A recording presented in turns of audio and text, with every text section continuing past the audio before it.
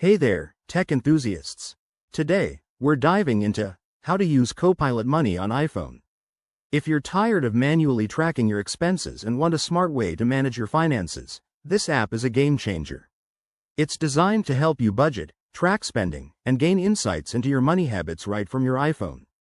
Let's get started. First things first, you need to download the app.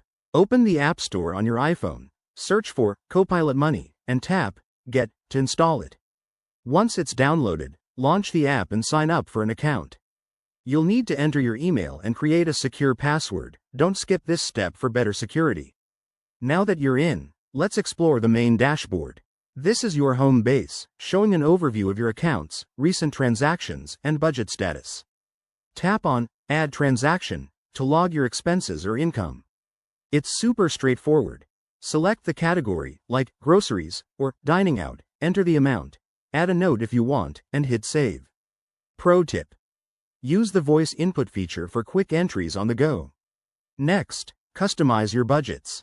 Go to the Budgets tab, set monthly limits for different categories, and the app will track your progress with colorful graphs. This helps you stay on top of your spending and avoid overspending. Don't forget to link your bank accounts if you want automatic transaction imports. Just follow the prompts for secure integration. One of my favorite features is the Reports section. Swipe over to Reports to see detailed analytics, like spending trends over time or category breakdowns. It's like having a personal financial advisor in your pocket. Finally, make sure to check your settings for notifications. Enable alerts for low balances or upcoming bills to keep everything in check.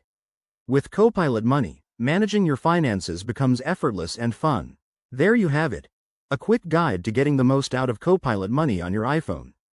If you found this helpful, give this video a thumbs up, subscribe for more tips, and let me know in the comments how you're using the app. Stay savvy and see you next time.